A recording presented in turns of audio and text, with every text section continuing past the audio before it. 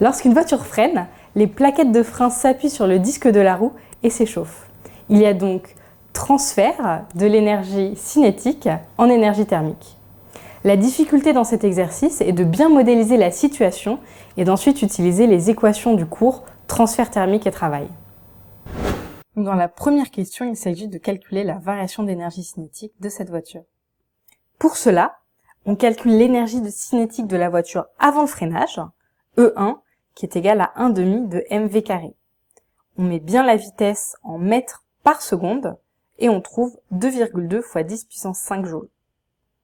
Après le freinage, la vitesse de la voiture a diminué.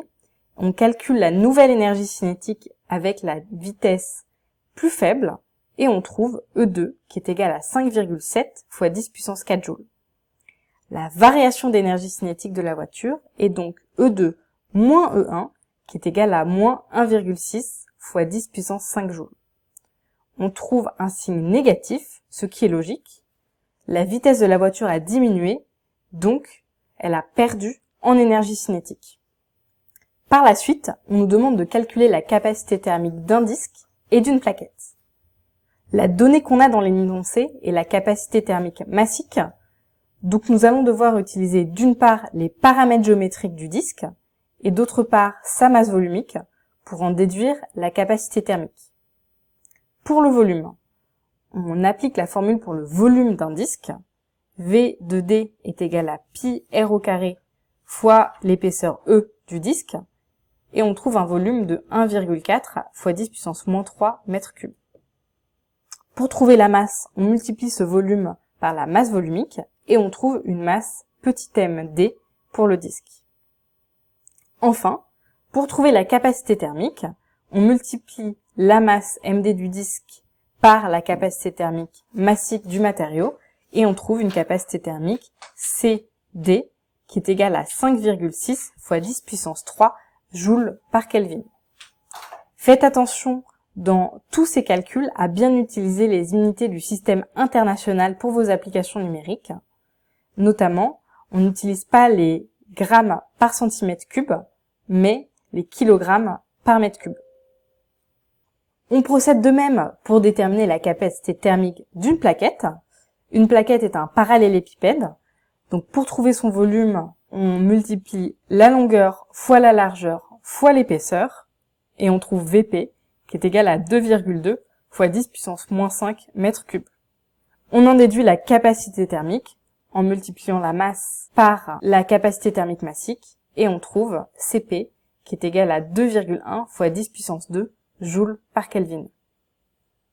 Pour en déduire l'élévation de température des disques et des plaquettes, il va falloir faire un bilan de température. On nous dit dans l'énoncé que notre voiture possède 4 freins et chacun se comporte de manière identique. La quantité de chaleur reçue par chacun des freins est donc Q, qui est égal à delta E sur 4, avec le delta E que nous avons calculé dans la question 1. Ensuite, au niveau d'un des freins, la quantité de chaleur se répartit de manière égale entre le disque et les deux plaquettes. Le disque reçoit donc une quantité de chaleur Q sur 2 et chacune des plaquettes reçoit une quantité de chaleur Q sur 2 qui est égale à Q sur 4.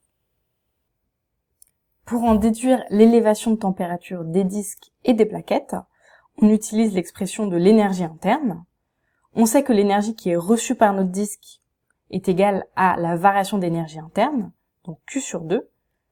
Avec la première loi de Joule, on sait que cette variation d'énergie interne est d'autre part égale à CD fois delta TD, où delta TD est la variation de température au sein du disque. On isole donc delta TD pour pouvoir obtenir sa valeur, et on trouve delta TD est égal à Q sur 2CD, qui est égal à 3,6 Kelvin. Comme on parle d'une variation de température, on peut dire que delta TD est également égal à 3,6 degrés Celsius. On procède de même pour la plaquette. La variation d'énergie interne delta UP est égale à Q sur 4, qui est égal à Cp fois delta Tp, et on trouve delta Tp qui est égal à Q sur 4 Cp, qui est égal à 48 degrés Celsius. On remarque ici que l'élévation de température est beaucoup plus importante dans les plaquettes que dans le disque. Cela s'explique par la différence que nous avons obtenue au niveau des capacités thermiques. La capacité thermique d'une plaquette est beaucoup plus faible que la capacité thermique d'un disque. Donc, l'élévation de température est beaucoup plus importante au niveau de la plaquette, comme la capacité thermique se situait au dénominateur dans l'expression de la variation de température. Pour finir, on nous demande de comparer qualitativement avec ce qu'il se passerait si la voiture dérapait. La différence se situe au niveau du bilan thermique. Lorsque la voiture dérape, une partie de la chaleur est dissipée par frottement entre les roues et le sol. Il resterait donc moins de chaleur à dissiper au niveau des freins, et donc l'élévation de température entre les disques et les plaquettes serait inférieure aux valeurs obtenues précédemment.